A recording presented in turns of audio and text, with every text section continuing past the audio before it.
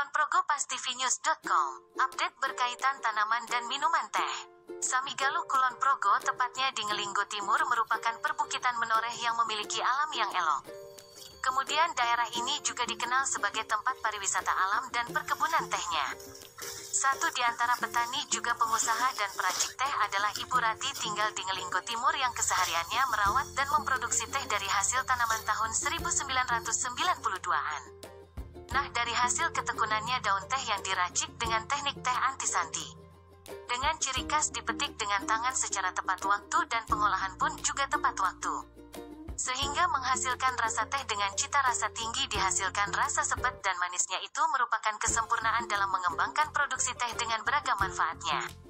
Perkebunan teh di Samigaluh muncul terlebih dahulu atas prakarsa dari Sultan HB9 Yogyakarta, yang mendatangkan bibit teh dari Jawa Barat yang kala itu bertujuan agar teh bisa berkembang di Kulonprogo. Sehingga para petani diharapkan meningkat pendapatannya. Kata Rati tanggal 15 Desember tahun 2023 ketika diwawancarai wartawan media pastivinews.com di rumahnya. Lebih lengkapnya mari kita simak kabar berikut ini. Iya, ini sedang panen teh ya, Bu ya? Iya. Ya. Bisa dijelaskan panen teh itu tiap hari apa atau berapa minggu sekali nih, Bu? Kalau saya membuat tehnya itu karena saya itu membuat teh yang artisanti, jadi saya panennya itu bisa tiap hari. Kita lihat di kondisi kebun. Oh, iya. Kalau memang kebun itu sudah punya petik, kita petik terus kita olah. Untuk durasinya sih artisanti itu 2 minggu sekali, 14 hari toh Pak. Ya, Itu ya. bisa petik di bidang yang sama itu waktunya 14 hari. Ya, berarti yang dipetik Ibu ini setelah 14 hari ini petik lagi gitu, Bu? Iya. Oh, gitu ya. Jadi per 14 hari itu. Iya. Semuanya sama, Bu? Satu kebun seluas ini? Iya sama. Kami artisanti. Ya, Artisanti adalah proses pembuatan teh yang semuanya harus tepat waktu. Mulai dari proses pemetikan, pengolahan, pengemasan, dan juga proses sebelumnya itu harus tepat waktu. itu artisanti ya? Iya. Nah, untuk yang bisa dipetik seperti ini, umur ini tanaman teh ini udah berapa tahun, Bu, yang bisa Untuk dipetik? tanaman kami umurnya sudah 32 tahun. Oh, kurang lebihnya. udah lama ya? Nggih, ini ditanam tahun 1991. Nah, terus perawatan, Bu, untuk bisa per 14 hari dipetik itu gimana? Apakah perlu dipupuk atau gimana nih? Iya, kami untuk kebun itu kami pakai pupuk kandang nggih. Ya. Perawatan kami non pestisida, Pak. Jadi menggunakan pupuk kandang sama untuk pupuk daunnya kami yang hayati. Ada kami menggunakan itu dan Jadi, ada pupuk khusus ya, Bu ya? iya, Berarti? pupuk khusus untuk daun itu kami menggunakan pupuk hayati. Kalau yang untuk bawah tanah itu kami menggunakan pupuk kandang. Kalau memetik ini yang paling sempurna itu seperti apa, Bu? Ini yang Oh, misalnya iya. kita petik ini? Iya, kami petiknya Seperti yang apa ini? P3 sebentar. Kami petik yang seperti ini. P3. Ini daun P3. Ya. Ini yang Cuk premium. yang paling pucuk ini ya. Oke. Ini bisa buat artisanti. Terus dari satu kali petik satu pohon ini berapa daun tadi ini? Untuk satu pohon umur 32 tahun itu bisa menghasilkan 200 sampai 300 gram. Itu kering atau basah ini? Basah. Ketika dipetik nanti per pohon itu bisa sampai 200 sampai 300 gram. Jadi kalau 100 pohon ya tinggal dikalikan saja. Gitu ya. Jadi tinggal sehari memetik berapa sak gitu ya. Iya. Ini Ibu ada teh-teh yang berbeda di antara Ibu ini. Ini Ibu memiliki teh seduhan anti senti tadi itu ya. Iya. Nah, itu gimana untuk membedakan teh yang pada umumnya mereka buat dan Ibu ini memiliki khas sendiri? Kalau yang teh pada umumnya itu kan teh pabrikan Pak. Ya. Ini kan artisanti tadi, jadi Ya. dalam pengolahannya pun ini salah satu pembedanya artisanti dengan teh pada umumnya. Kami petiknya pakai tangan. Oh iya. Kalau di pabrikan itu yang teh pada umum itu kan pakai mesin Pak. Ya ya Nah, ini betul. pembedanya adalah mulai dari petik kami sudah menggunakan tangan.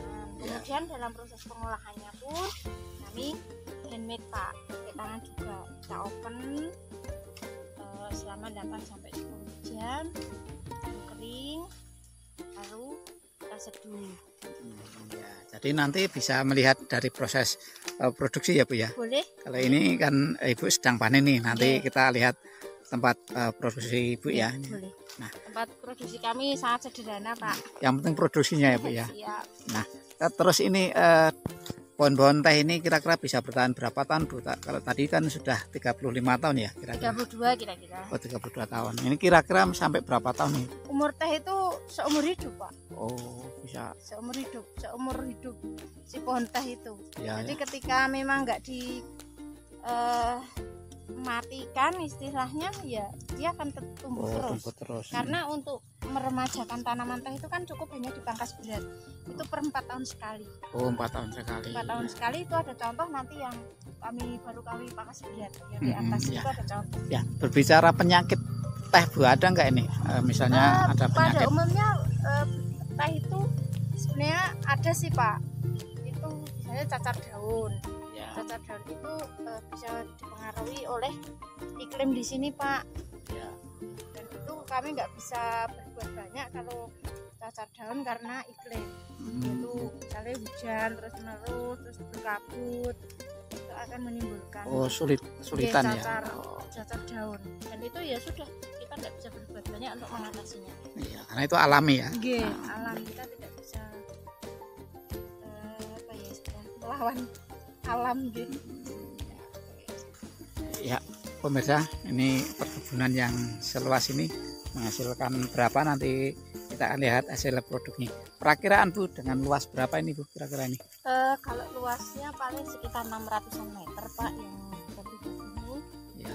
Kalau jumlah tegaan, istilahnya jumlah batang yang kami punya itu sekitar 3.000 sampai 3.500. Oh, ini yang batang ini ya, Nggih. yang tanaman. Tanaman tegaan istilahnya itu kami 3.000 sampai 3.500. Itu kesulitannya sebagai petani teh yang memproduksi hingga marketing apa sih Bu sebagai masyarakat?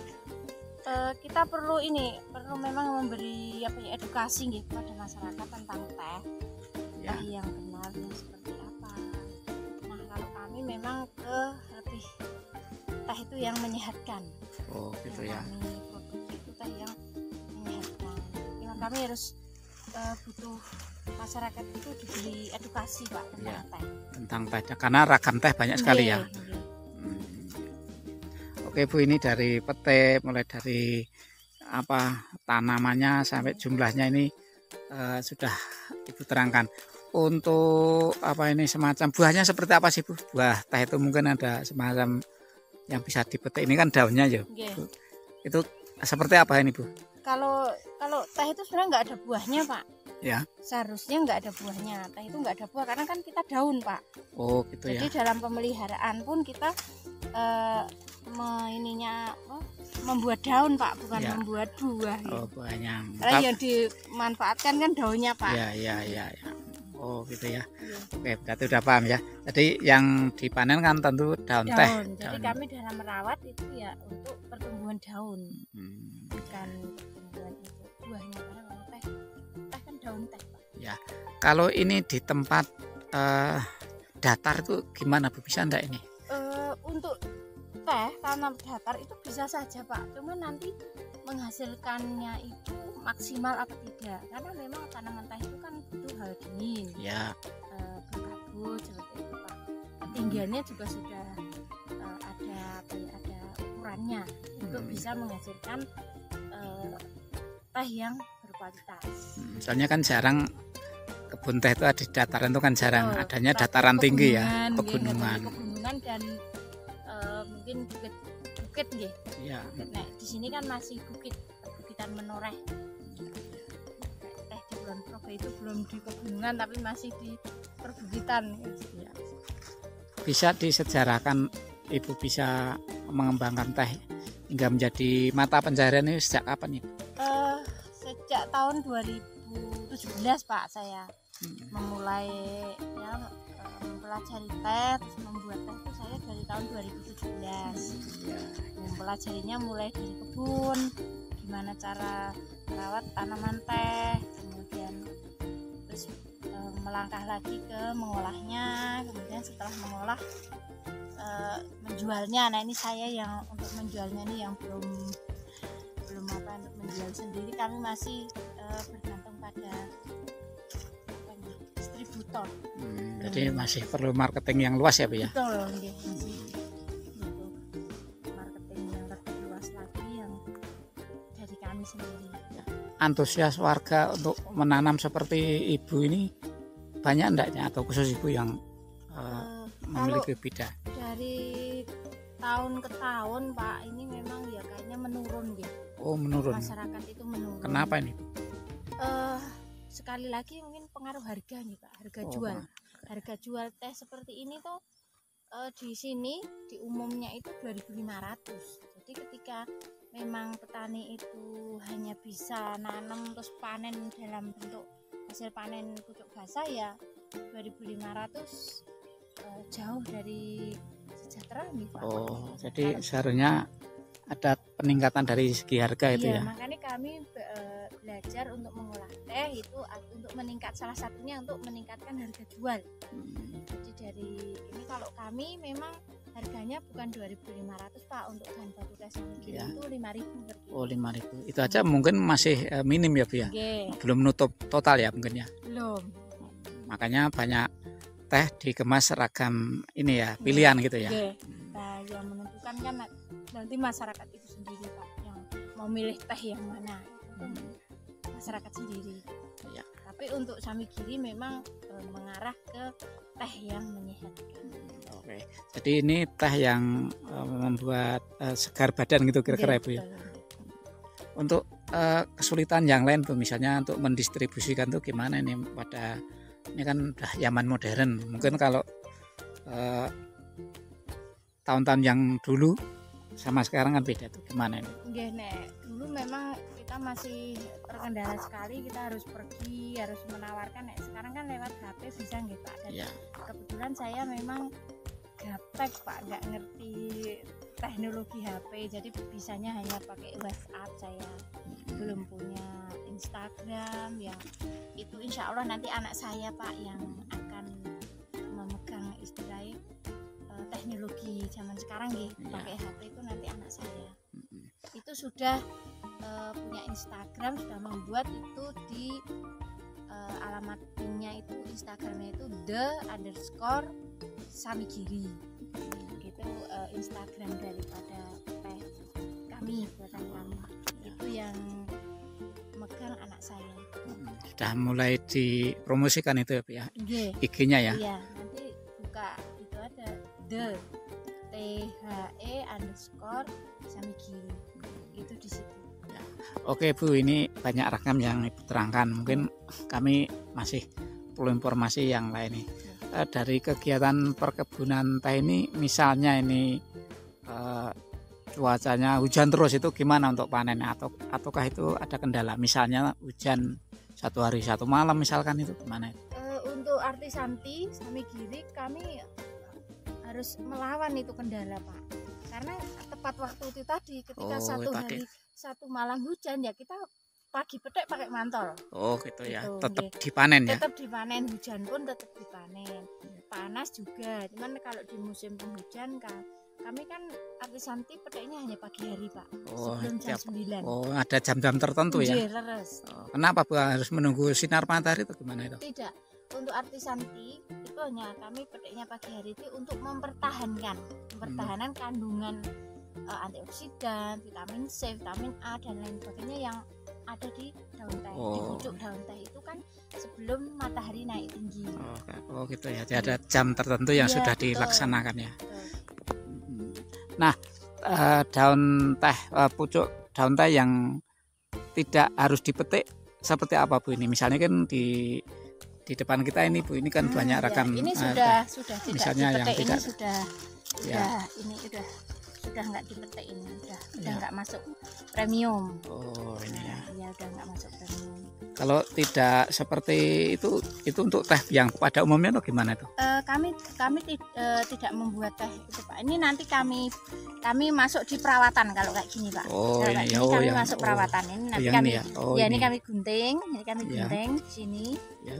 Nah untuk kembalikan ke dia menjadi pupuk. Oh itu Ngoten, ya. nggih. Oh gitu ada. Ya sudah masuk di perawatan kalau yang pucuk seperti ini. Pucuk seperti ini kami sudah nanti masuk di perawatan bukan pemetikan. Ini nanti kami gunting nggih. Kami Ya. gunting di sini. Kita taruh di tanah, dia nanti jadi pupuk. Oh jadi pupuk. Jadi Nggih. daunnya sama itunya bisa Nggih. jadi pupuk Iya, teh sendiri ya. iya. Oke Bu, ini ada juga teh yang seperti daun teh yang ini Bu. Ini kan udah mungkin tua atau gimana ini? Yang kehitam-hitaman. Yang ini. Ya. Ini namanya daun pemelihara.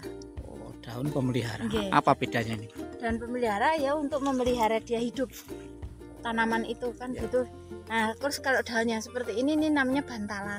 Oh, yang Nah, yang bantalan ya, Bu? yang ini yang seperti ini bantalan namanya, daun bantalan, terus daun pemeliharaan, terus daun yang dipanen kalau di Oh, teh gitu itu. ya, Nah, yang berarti- dipanen yang premium Pak. Berarti ini semacam apa ya, penyeimbang atau gimana Iya, ini? betul. Seimbangnya. Tanaman itu harus ada yang bekerja untuk bertahan hidup, Ya, ada yang bekerja untuk bidang petiknya. ya. Nah, kemudian ada yang dipetik. Jadi ada 3.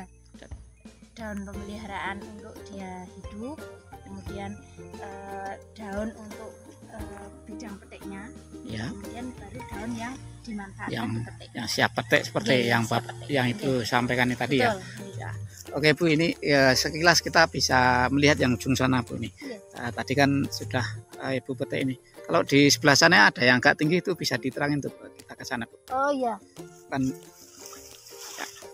Oke pemirsa, kita lihat perkebunan teh yang ada di tempat Bu ini ya. Yang pohon tinggi itu apa bagaimana? Iya, iya.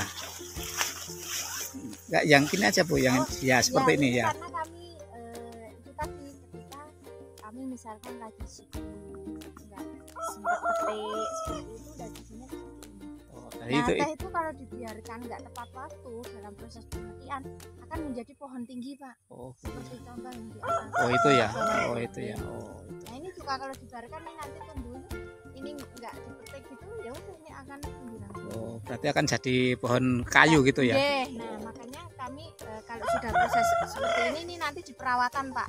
Oh, ya, Ini ini. kami nanti masuk di perawatan yang tadi sudah saya jelaskan. Kita ambil daun pakai gunting. Namanya adalah proses kepres kalau saya. Dikepres Pak istilahnya. Iya. Oke pemirsa, sudah jelas para pemirsa untuk tahu seputar teh yang dikembangkan Artisenti oleh Ibu Rati yang ada di Kulon Progo ini. Nah para pemirsa, mari kita lihat tempat produksinya. Bu, kita lihat produksinya Bu ya. Enggak siap, nggih. Tempatnya sedih.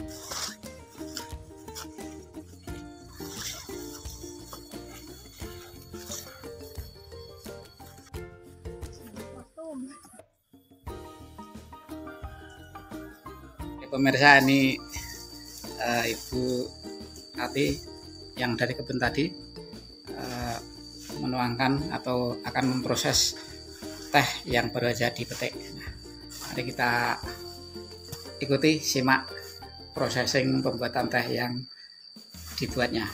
Oke, ini di tempat apa Bu ini Bu? Ini namanya di tempat pembibiran, meja pembibiran. Jadi dari kebun itu kami taruh di tempat pembibiran. Untuk green tea itu maksimal 4 jam harus sudah diolah, sudah harus diolah. Jadi kami biasanya jam 12, jam 1 siang itu sudah mulai diproduksi. Berarti habis dari kebun tadi langsung digarap gitu ya? Oke, di sini dulu di meja pembibiran ini paling tidak 3-4 jam. Baru nanti kita olah di sini di pelayuan kami.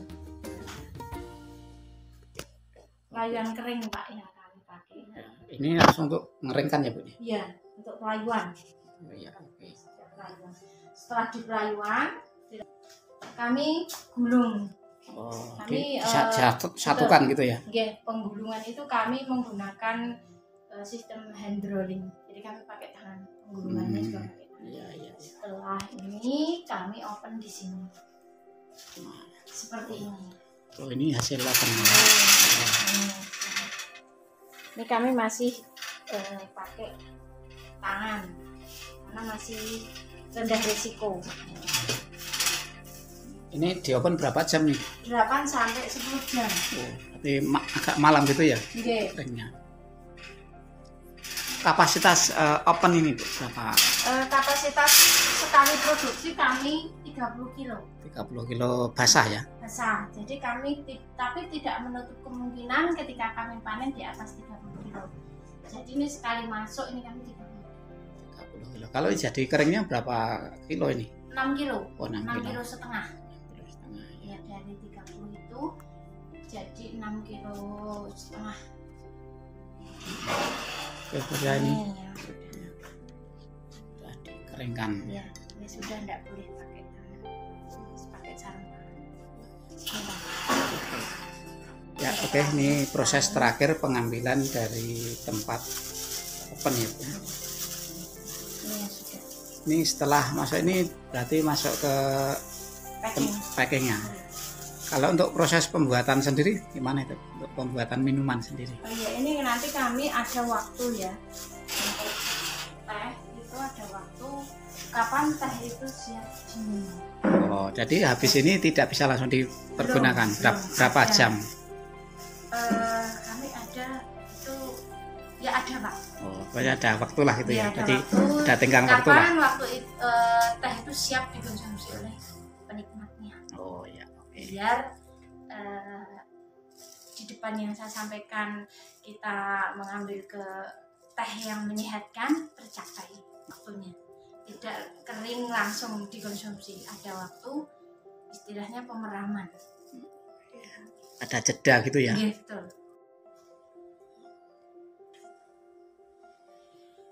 Pak, kemarin ada yang minta dibuat.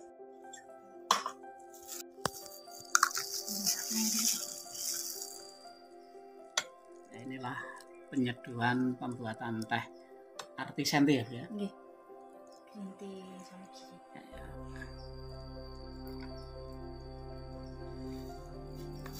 Kita seduh kurang lebih 3 sampai 5 menit.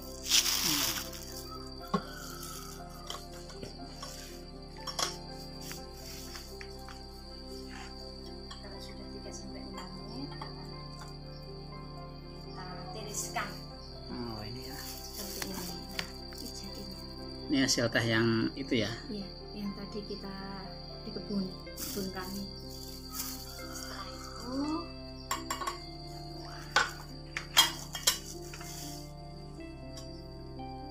Ini sudah dituangin, tinggal minum teh artisanti. bisa campuran lokal. Kita sama ibu ini tadi sudah diseduh ya Bu. Saya minumnya ya Bu ya. Ini tehnya beda dengan yang lain Bu ini ya. Tapi ini luar biasa. Ternyata tehnya ini di badan ini sepertinya saya merasakan sesuatu yang bisa mungkin semacam menyengat tubuh ini ya, kalau saya bisa merasakan. Tapi menyengat dalam bentuk sehat ya. Kira-kira seperti itu Bu. Iya, karena waktu itu kebetulan kan kebun kami tidak luas Pak. Kebun kami hanya sekitar tadi sudah saya sampaikan di depan, yang kami tanam teh itu hanya 500 sampai 600 meter lah. Jadi di kebun kami itu hanya sekitar 3.000 sampai 3.500 batang. Waktu itu saya berpikir bagaimana caranya dari tanaman yang enggak terlalu banyak, tapi kami bisa hidup dari tanaman teh tersebut. Nah, akhirnya kami memutuskan untuk memilih kelas atau segmen itu artisan tea. Nah, itu berbeda dengan teh pabrikan yang bisa diproduksi massal. Artisan tea sudah saya jelasin di depan, handmade. Nah, harganya pun ya itu tadi, satu pouch dengan berat 45 gram kami jual 45. Untuk marketing sampai mana aja nih yang paling banyak? Masih Jogja dan sekitarnya. Harapannya menjadi pengusaha teh yang mengemas secara khusus dan sebagai petani, gimana ini harapan ke depan? Kalau harapan saya menjadi produsen artisan teh di Jogja. Bersama dengan petani yang sekarang masih semangat berbudidaya teh,